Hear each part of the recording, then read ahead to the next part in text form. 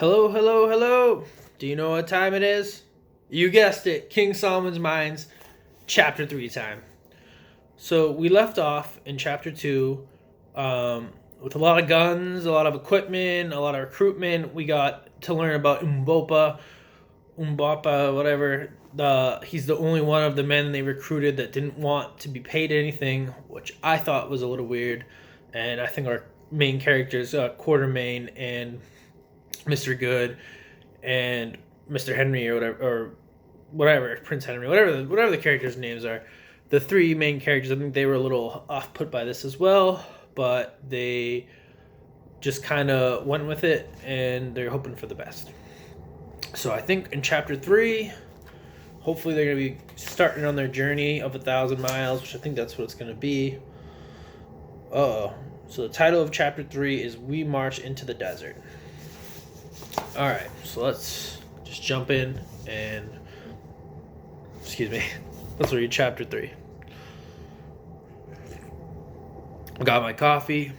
Hopefully you have your coffee too, or whatever, hot chocolate or whatever drink you feel like drinking, tea. Just kind of take the time to get that if you need to, and let's just dive in. It should take about 10 minutes like the other videos, and we'll find out what happens in the desert. Will they survive, or will they end up like that other character, Jose Silvestre, who died? Our goal was to reach Satanda village, 1,000 miles north of Durban. It was a journey that would take us almost 5 months. From there, we would begin to cross the desert toward the Solomon Mountains. For part of the way, we drove our wagon. Often I needed to crack my bullwhip over the heads of the oxen to get them to pull the wagon out of a gully or over a rock. We reached Inyati, the trading town of the Matabele country. At that point, we had to leave our wagon and oxen behind, along with the two drivers. Farther on, we would meet the dreadful... There's a lot of stuff that's hard to pronounce in this book. Tsetse fly, whose bite kills any animal except for a man or a donkey. We were encouraged because some of the villagers at Inyati remembered an Englishman named Neville who had sold his wagon there 2 years ago. He had gone up into the country and never been seen again. We knew we were on the right track. We continued on our way with Umbopa, Ventavogel, and Kiva, plus a few men we hired to help carry our baggage. We were all quite quiet as we continued on foot. We wondered if we would ever see that wagon again. I didn't expect we would. Umbopa, who was marching in front, broke into a Zulu chant about brave men journeying into the wilderness. In his song, the land they find is a paradise filled with game. We all laughed at Umbopa's cheerful nature. We had grown to like Umbopa very much. And this says, we continued on foot. It's all them going. You can see the main characters and men helping them carry their stuff. We had been traveling for many long weeks now, and we looked it. My gray hair had grown out, and Sir Henry's blonde locks had gotten quite long. The only one who remained clean and tidy was Captain Good. He wore a brown tweed shooting suit with a hat to match. He kept his face clean-shaven and his monocle and false teeth in good order. He even wore a clean collar on his shirt. He was the neatest man ever to go into the wilderness. I always like to look like a gentleman, he told us. One night we were sitting around the fire telling stories. Most of our helpers had gone to sleep. Only Umbopa was still up. He was sitting away from the others and must have been thinking about something. Suddenly we heard a huge roar from the bush. "That's a lion," I told the others. Immediately afterward came the loud trumpeting of an elephant. We peered out of our camp and could see the shadowy forms of wild animals moving toward the waterhole. And this is the clean and tidy Captain Good. This is funny.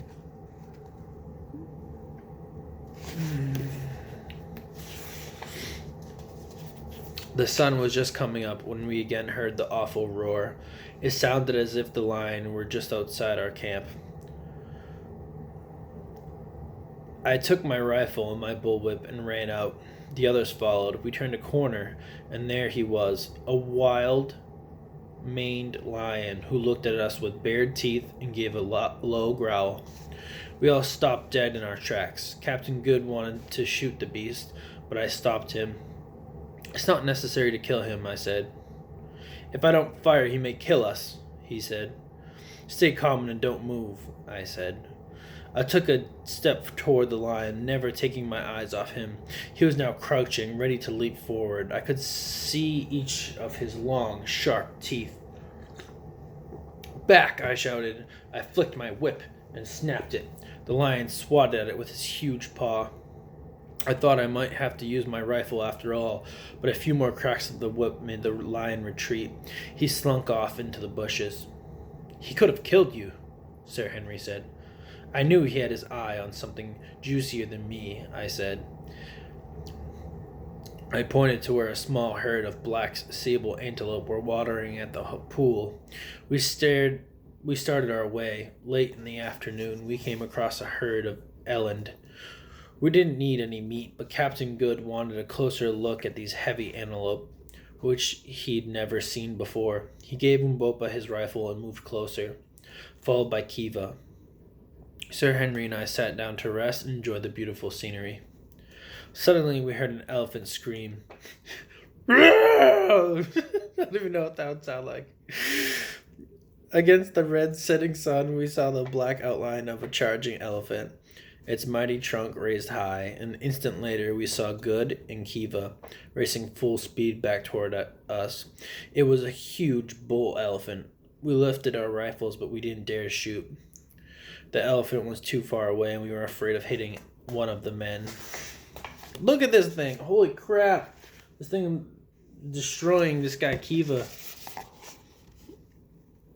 Again, I love the artwork in this book. And, it's great. Alright.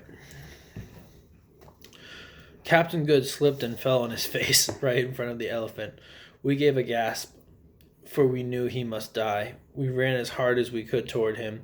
It was all over in a few seconds, but it did not end as we had thought. Kiva, seeing that Good was helpless, turned back and threw his spear at the charging elephant. It struck the beast in his trunk. With a scream of pain, the elephant turned on the brave Kiva. He lifted the poor man with his trunk, hurled him to the ground, and trampled him to death. Jeez. Sir Henry and I raised our rifles and fired at the enormous beast again and again. Finally, he fell dead. Good wrung his hands in grief over the courageous man who had saved his life. Umbopa looked down at his fallen comrade and said, "He is dead, but he died like a man." We journeyed on for many more hard weeks before we reached Sitanda's village, the real starting point of our expedition. This was a small settlement by a river with some fields where the people kept cattle and grew crops. It was the end of fertile land. Everything beyond was dry sand. That evening, Sir Henry and I walked to the top of a slope to look at what lay before us. In the far distance, we could make out the blue outline of the Solomon Mountains and their white caps of snow. "There's where Solomon's mines are located," I said. Who knows if we'll ever make it? My brother should be here," he said. "If he is, I'll reach him somehow." "I hope so," I said. As we turned back toward the village, we found that Umbopa had followed us. He also gazed across the wilderness. "Is that where you plan to go?" Oh, God. See, this is why I try not to do accents, because I just butcher them. I don't know what this guy sounds like. I should just read it normally. "Is that where you plan to go?" he asked in Zulu. I translated his words for Sir Henry. "Yes, Umbopa, I will journey there." "Why do you want to cross the desert where there is no water?" Umbopa asked. "Tell him," answered Sir Henry, "that I go because I believe my brother is there. I go to find him." And this is "I'll reach him somehow," the caption for this. I think it's Sir Henry, right? Pointing towards the mountains.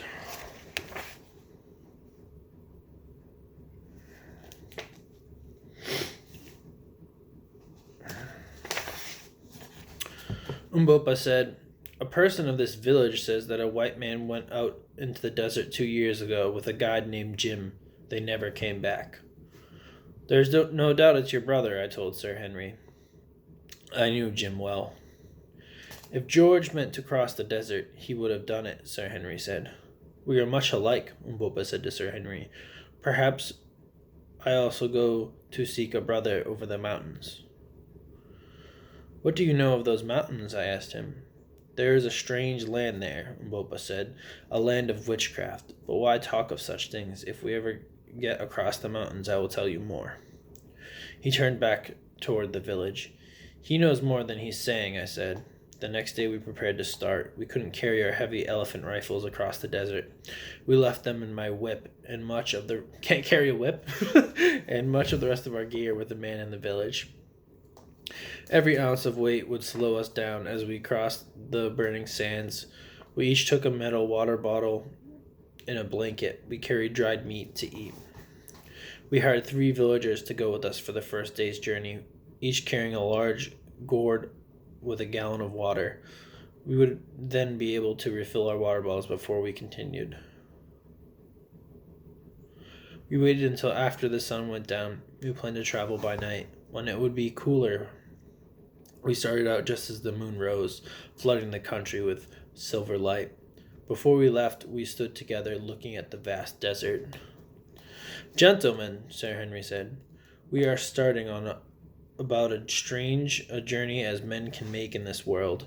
It is doubtful we will succeed, but we will stand together until the last, no matter what happens." We all said a silent prayer together, and "Now," said Sir Henry, "let's go." So we started.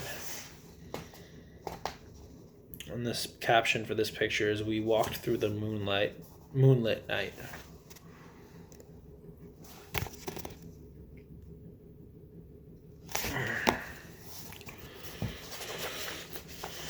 We only got a few pages left, don't worry, guys. Maybe 3. 1, 2. Actual reading is 1, 2, 3. More like 2.5 pages. We had nothing to guide us but the distant mountains and the map that Jose Silvestre had drawn so long ago. We knew that we had to find the pool of bad water marked on that map, or we would die of thirst. And that pool may have dried up many years ago. We had no way of knowing. As a sailor, Good knew well how to read a compass. He went first, and we moved along in single file behind him. We walked along through the moonlit night. When the sun came up, we spotted a pile of rocks in the distance and dragged ourselves to it. We climbed beneath a ledge of rock and settled down to escape the heat of the day. We drank some water and ate some of our dried meat. We slept until 3 in the afternoon. We drank deeply from our water bottles and refilled them from the gourds. The villagers then headed back while we went on through the lonely wilderness. It was too dry for any animals. The only living creatures around us were the flies. We walked all night, but this time when the sun came up, we could find no rocks to protect us. By 7 o'clock in the morning, we were already frying. "We can't stand this heat for very long," Sir Henry said. "We'll have to dig a hole," Good answered. "We can climb in and cover ourselves with bushes." We dug out the sand with our hands until we had made a low hole. We all climbed inside and pulled brush over our heads. This shielded us some from the sun's rays, but the heat was still terrible. I don't know how we lived through that day. Our water was fast running out. At 3 in the afternoon, we decided it would be better to die walking than to lie there and roast. We each took a little drink and continued. "We've come 50 miles, Sir Henry said. "We must be near the water marked on the map." We saw no sign of water. We crept along under the hot sun.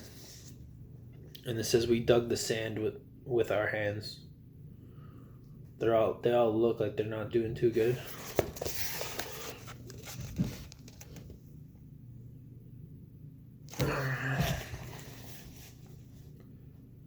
When darkness came, we rested, waiting for the moon to rise. We even slept a little. Then we moved on, tortured by thirst and prickly heat. We no longer walked but staggered. We barely had the energy left to speak. About 2 in the morning, we arrived at a low hill about 100 feet high. Here we stopped to rest, drinking down the last of our water. I was just dropping off to sleep when I heard Umbopa say to himself in Zulu, "If we cannot find water, we shall all be dead before the moon rises tomorrow."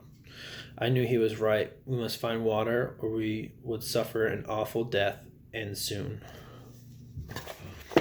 All right. So that was the end of chapter 3. It's kind of a suspenseful moment right now. They've kind of left behind most of the stuff that they gathered for this journey in order to get through the desert. And now they're just praying that they find this water, the water that was marked on the map, or some source of water, as they might die if they don't. They probably will die if they don't find any water. Okay, so that's really it. Didn't need to recap too much. This chapter went a little longer than the last ones, but I think it was good. And see you next time for chapter 4.